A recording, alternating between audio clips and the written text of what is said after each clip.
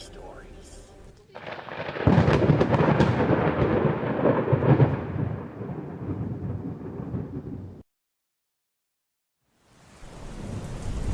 For some context, this took place in June 2018, about 2 weeks before I turned 18. I'm female and had just finished my A-levels and decided to join Tinder for a joke, just to have a bit of fun and waste time. I thought it would be fun to put my Snapchat in my bio just to see how many people added me, and I admit I enjoy the attention from guys. People added me, but no one actually messaged me except one guy. I'll keep his name anonymous. This guy was 20, I was 17 at the time, and was about an hour drive away from me. This is important later. We started off just innocently chatting. The conversation was dry, but it killed boredom, so I held the conversation. One day, he randomly popped up asking me, "So, when are we gonna meet then?" I was hesitant at first, but I agreed. In the end, after I ran it over my parents, I invited him over to my house. I don't know what I was thinking, but I told him he could come over. He got there the next day at 9 a.m., bearing in mind he lived an hour away from me. First red flag. I was confused as hell and wasn't even dressed for the day. Nevertheless, I invited him in and finished getting ready. We just chilled and watched films all day before I headed off. Around 2 p.m., we chilled by the beach for a bit before coming back to the house at 5 p.m. I was expecting him to go home after that, but no, he stayed. We watched a couple more films, and every now and then I would look over to him and catch him flat out staring at me. He would lock eyes and would say something creepy like, "I love your eyes," or "I'm so glad I have met you," all while knowing me for all of 8 hours. I regret to say we ended up kissing. A lot I felt awkward in being a naive 17-year-old on her first real date. I thought that was what you were supposed to do. He left at around 10 p.m. He was at my house for 13 hours, but there were no sparks at my end. I was only expecting this to be a one-time thing. Nope, he turned up at 9 a.m. again, like 2 days later. I went along with it because I had nothing better to do. Didn't leave again until 9 p.m. At this point, I had no interest in seeing him again and didn't really feel a romantic connection with him. I will admit, I may have led him on, as I never actually told him I wasn't interested. Looking back now, I should have told him, and maybe the next event wouldn't have happened. My birthday rolls around. Well, the day before, he shows up at 9 a.m. again and takes me out. We go to the mall, and he buys me so much. I keep saying, "No, you don't have to," and "let me buy this," but he insisted because it was my birthday. I had only met this guy twice before and known him all of 5 minutes, and he was buying me so much stuff like clothes, makeup, and sexy underwear. I was still only 17. Even though my birthday was the next day, I felt like I was being treated like a prostitute. Every time we walked around, he would force my hand into his and try and kiss me. I felt so awkward. Anyway, we would get back to my house around 6 p.m. I come home to flowers from him and that he had delivered to my house. We chill in my room. I didn't know what to do. I felt trapped. I felt like I couldn't tell him to leave because he had just spent so much money on me. Anyway, he tried to have sex with me, and he kept saying, "Come on, didn't you have a nice birthday? And I came all this way for you." Just creepy stuff like that, trying to get me to sleep with him. I just kissed him and told him I didn't want to. I wasn't a virgin, but I definitely didn't want to sleep with him. He finally leaves and just breaks down crying. I don't know why. I just felt so trapped. I tried and be cold with him over message and stuff for the next few days, hoping to scare him off. Nope. About 3 days after my birthday, I get home from work at 9 p.m. Guess whose car I see parked outside of my fucking house? Yep. I walk in and he's just sitting, chatting with my family in the lounge. They seem to really like him, even though I'd fucking told them how creepy he was. We ended up going to a local pub and getting drinks. We get back to my house and I'm pretty drunk. He ordered me spirits, pretty much, even when I hadn't even asked him to buy me a drink. So I suggest more drinks and crack open a bottle of bubbly I saved from my birthday. As we are drinking more, he gets quieter. I look up at him and ask what's wrong, and he suddenly grabs me, kisses me, and tries to put his hand up my skirt. I immediately push him off and stare angrily at him. He then looks at me with a really sinister look and says, "I deserve it." Because he had alcohol, he couldn't drive me home, so he had to stay over. I tell him I'm too drunk and I just want to go to bed. Luckily, my mother happily showed him to the guest bedroom, and I didn't see him again until the morning. I woke up around 9 a.m. and walked downstairs to find him cuddling my cat in the garden. I tell him I had a call from work saying that they need me in about an hour and that he needs to leave. He tried to protest, saying that he'll wait till I'm finished and we can hang out, but I tell him no, and that I'm seeing a friend later, which wasn't a lie, but the work lie made him leave quicker, and yet he still protests, saying we can all hang out together.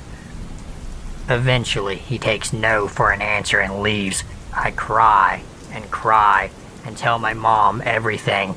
She still likes to tell me that he wasn't that bad to this day, but she didn't have to deal with him like I did. I meet my friend and tell her all about him, and that I'm going to leave in a couple of days, and tell him I don't want to see him anymore. However, that same night I get a lengthy paragraph from this guy professing his undying love to me. Some of the most memorable quotes from this are, "You were my whole world. I'd be nothing without you, and I'm so glad I have met you. I can't wait to share a life together." That was it. I had to be straight up with him. I told him everything, that I didn't feel a connection to him, and that what he did to me when he was drunk was not okay. I even offered to return the things he bought, but he said no. Surprisingly, he actually apologized and said he was sorry for making me feel uncomfortable. Brilliant. Nope. He started stalking me. Anyway, who's got Snapchat will know that you can view a map that tells you where all of your friends are. You can turn it off so people can't see you, but I customize mine so that only people I'm close with can see where I am. He was one of them. I forgot to turn it off, and whenever I went out, he was there about an hour later. Remember, he lives about an hour from me. I first noticed he had followed me after I went to the beach. Same one I went to with him, with my friend. About 2 or 3 hours into our day, we were getting ready to go home. I opened my snap maps just so that I could see that me and my friend were together and show her. When I saw who shall not be named with us, his little Bitmoji character, probably like 200 yards away from us, seen just now, my eyes widened. I told my friend that the guy I had been complaining about all day was literally here, now with us somewhere. We both panicked and sped walked to my car and drove home. This happened 2 more times, once again with the same friend, when we visited a reservoir near my town. There was no reason for him to be there, so I messaged him. I asked him what he was doing at the reservoir when I got home. He said he was taking pictures, but the reservoir would have been more like a 3-hour road trip for him to drive, and he had never mentioned photography to me before, so I did not believe in him. It happened a third time, and that's when I blocked him. I was with my goddamn extended family in a restaurant, yet this time he messaged me his location on Snapchat, which is a little thing you can do. He was in the fucking building. I had to then come up with an excuse to tell all my extended family, who I haven't seen for months, why we had to leave. I told my mom the truth, and then she explained to them after. They were understanding. I'd had enough. I didn't even message him again. I blocked him on everything, and I didn't hear from him again.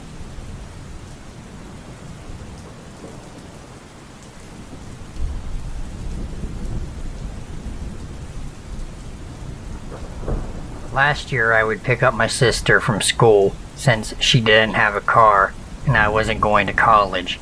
She was 17, I was 19. Now my sister was your typical neckbeard bait. She's fairly attractive, long blonde hair, green eyes, and a great personality. She's a joy to be around and seems to like everyone and everything. She's watched quite a bit of anime and reads a lot of manga. Her friend group was normal, filled with people who fit her interest and personality. I've talked to quite a few of her friends, one of them being my own. They're all chill, really good people, which makes it so weird that the neckbeard was a part of it. Neckbeard wasn't the stereotypical neckbeard in terms of look. He was actually very attractive. He was lean, never smelled like BO, and wasn't greasy. He did, however, have a bit of a neckbeard growing, so by looks, you wouldn't expect it. He liked anime and all of that, but his personality was just god-awful. He was constantly putting others down, subtly, but it was still there. He was a major creep. It was freaky scary how good he was at manipulation, and making it seem like he wasn't degrading his and Elle's friends, as well as Elle, even if he was. Once I met him, I disliked him. I have a lot of experience with people like him, so I knew pretty quickly what type of guy he was. I voiced these concerns to Elle, but she brushed them off, believing there was good in everyone. The first time I met him was when I went to pick up my sister from an after-school club. I forget which one, but Neckbeard was in it too. She asked me to give him a ride home as well, so I decided that, since he was her boyfriend, it wouldn't be that bad. Oh ho ho, how wrong I was. Right off the bat, he'd noticed my shirt. Is that a Green Day shirt? I love them. Oh really? They were one of my favorite bands. Yeah, I'd totally love to have a night with the singer, you know, alone. Come to think of it, you kinda look like him. What's your name? Me, starting to become very uncomfortable. I'm Gerald. I just love that name. It rolls off of the tongue nicely. I started to get very uncomfortable now. Elle didn't seem to notice, so I didn't mention it, not wanting to ruin her day. Normally, saying I looked like Billy Joe Armstrong would be an ordinary compliment I'd receive. I'd had the same hair as him and somewhat the same fashion sense, but the comment before the comparison rubbed me wrong, and the part about my name even more so. I stopped the conversation there, and we didn't say anything else to each other until I dropped him off. Thanks for the ride. Maybe I'll see you later. He gave me this awkward wink before walking away, and Elle moved to the front seat. I don't fucking like him. He's nice. Once you get to know him, really, Elle replied. She seemed set on that, so I didn't push the topic more. Over the next few months, I'd seen a lot more of Neckbeard. Enough to see that he was not the kind of guy I wanted around Elle, or anyone, really. He was perverted and degrading, and I absolutely despised him. But the encounter I'd like to talk about is what happened on Elle's birthday. She invited all of her friends, including Neckbeard. I'd gotten a hold of some alcohol through my friends where I live. It's illegal to drink underage with consent from parents, and I baked a cake. The whole house was decorated, and everything seemed to be going great. I stayed away from the group, letting Nell have her fun around with her friends, and drank by myself on the couch, making sure that nothing got too bad. I talked to one of mine and Elle's mutual friends. F hung out with me towards the middle, when I started to get drunk enough to act a bit out of character, but not enough to not remember what would happen. Dude, look. F motioned behind me. I looked where he suggested, only to see Neckbeard staring at me from where he sat with Elle and her friends. I looked away. You're all he talks about now, you know. He's got one hell of a crush on you. Oh, really? I've only had like 2 conversations with him.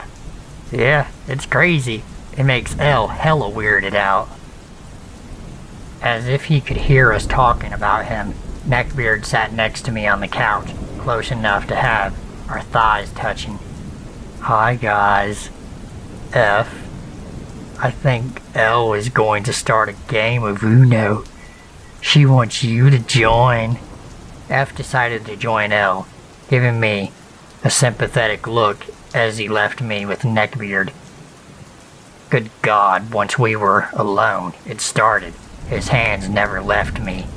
They were always on a part of me, whether it was my clothes or actual body parts.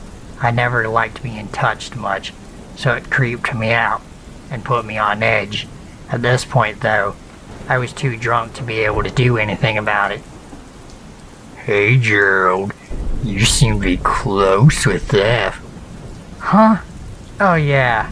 He's a good friend. His tone, from what I remember, was slightly off, as if he was angry at me. How have you been? You look good. It's been a while since I've seen your pretty face. I shifted away from him then. I remember not wanting to be anywhere near him as he said that. What made it worse was his hand was on my arm. I wanted to vomit. Thanks. Could you please not touch me? Why? Are you gay? That was a head spinner at the time. I wasn't out to a lot of people then. Only L, F, and some of my other friends. I asked how he knew that, and he said he saw L texting me about it once. I sighed. Aren't you dating L? Yeah. It's recent, and it's not like I'm not allowed to experiment. His hands moved to my thigh, and I attempted to shift away. But I drank a lot by that point, that I wasn't anywhere near strong enough to move his 6-foot body with my 5'6" one. He moved to press into me more and grabbed my chin, forcing me to kiss him as I tried to wiggle away. It didn't work. He shifted to move on top of me, his knees pushed against my crotch. Just let it happen. I promise it'll feel fine. I started to have a panic attack as memories of past years came back from his actions, and I started to sob. I all but screamed at him to get off, called L's name, and started to thrash around. He seemed to get scared by my actions and jumped off. I don't remember what happened after that, as I was in the middle of a panic attack, but I was told he left, and L and F helped me up the stairs to my room.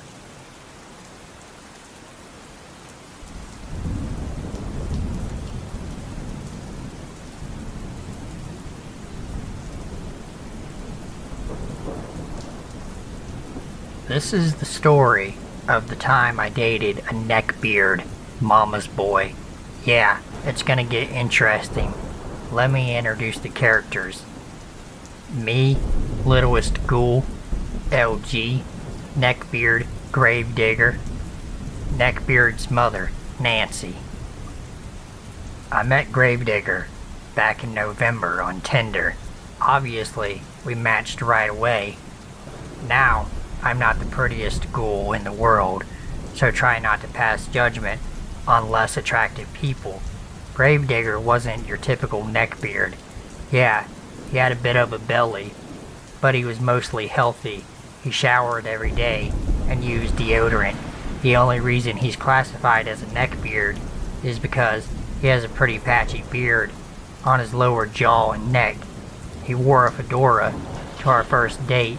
He also likes the same things your typical neckbeard would like, but besides all that, Gravedigger seemed like a lovely man.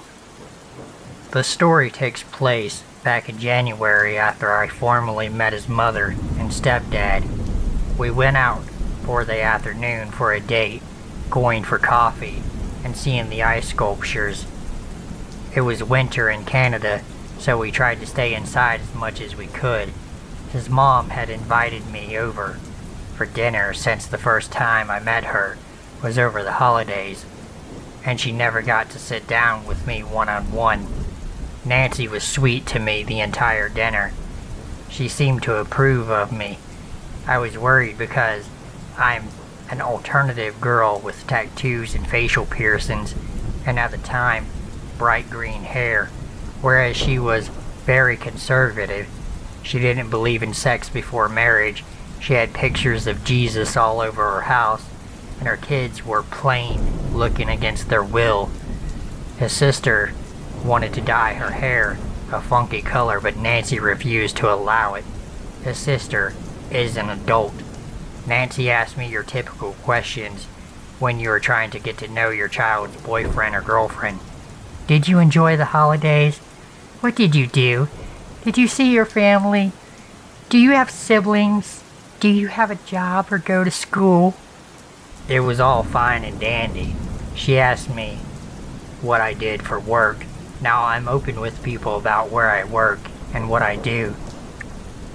But for a very good reason, this was off-putting for me. See, I work at an adult novelty store. We also do events and demonstrations at alternative bars and clubs. The store is more geared toward alternative lifestyles instead of your run-of-the-mill toys and accessories. But I sucked it up and told her the truth. I didn't want to lie to her, but I also didn't want to tell her the whole truth. I told her I worked at an alternative lifestyle store where we sold everything you'd need for a scene. She was shocked into silence. Gravedigger's sister was curious to learn more about my job and if I took it seriously. I obviously told her I did. You have to when it comes to these things. It's all fun and games until someone gets non-consensually hurt. Now let me preface something before going ahead in the story. Gravedigger was a virgin. He was pushing 30 and has never messed with someone before. He's never even kissed a girl before me, but he was one ready boy. He had things he was into and wanted to try with me, but I told him to educate himself on those things before we tried them. So in short, Gravedigger was one kinky virgin. Now, I'm not saying being a virgin is bad. I personally don't believe in virginity, but each to their own. Now back to the story. Not long after that, I went home. Gravedigger and I talked the entire time it took me to get back home. I was on the bus. He said his mom was still shocked and quiet. When I got home, I had a shower and went to bed since it was late. Usually Gravedigger messaged me in the morning before I got up, but that morning I got nothing. I just thought he decided to sleep in, so I shot him a good morning message instead. I thought it was odd that for the entire day I didn't hear anything from him until that evening Gravedigger messages me. I don't have the messages anymore, but the conversation went like this. I have something to tell you, but you gotta promise me you won't be mad. Okay. No promise me you won't be mad. Okay, I promise I won't be mad.